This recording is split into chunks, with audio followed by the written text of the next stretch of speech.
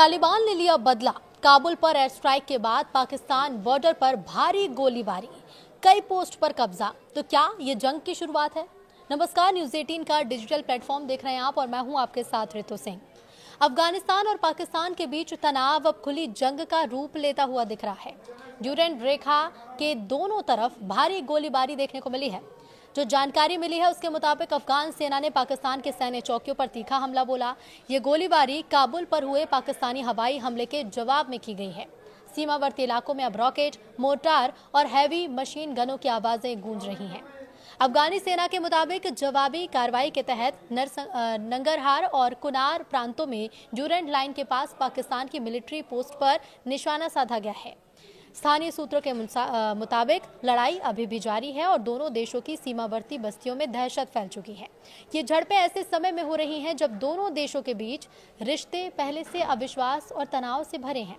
अफगान रक्षा मंत्रालय ने बड़ा दावा करते हुए कहा है कि जवाबी कार्रवाई के दौरान उन्होंने पाकिस्तान की 2 चौकियों को नष्ट कर दिया और नंगरहार और कुनार प्रांत में कई पाकिस्तानी चौकियों पर अफगान सेना ने कब्जा कर लिया है। ये जवाबी हमले उस तनाव के बाद हुए जब दोनों ही देश एक दूसरे पर सीमा उल्लंघन और आतंकवाद को समर्थन देने का आरोप लगा रहे हैं। इससे सीमा पर स्थिति बेहद विस्फोटक बनी हुई है।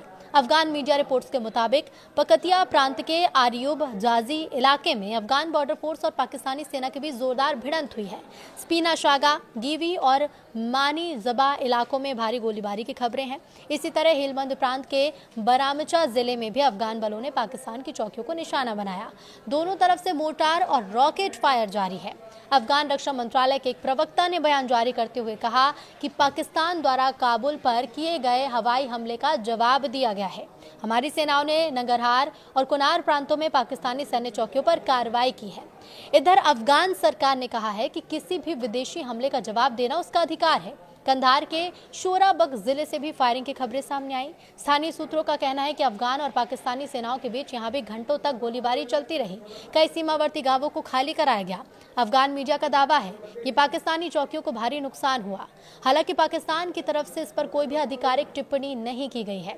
ड्यूरेंट लाइन 1893 में ब्रिटिश राज के दौरान खींची गई थी, जो आज भी अफगानिस्तान और पाकिस्तान के बीच विवाद की एक जड़ है। अफगानिस्तान इस रेखा को काल्पनिक सीमा मानता है और कभी आधिकारिक रूप से स्वीकार भी नहीं करता।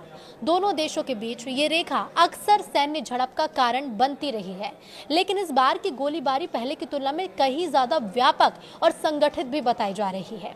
काबुल पर हुए हवाई हमले के बाद अफगानिस्तान की ये जवाबी कार्रवाई दक्षिण एशिया में एक नए भू राजनीतिक तनाव की तरफ इशारा कर रही है।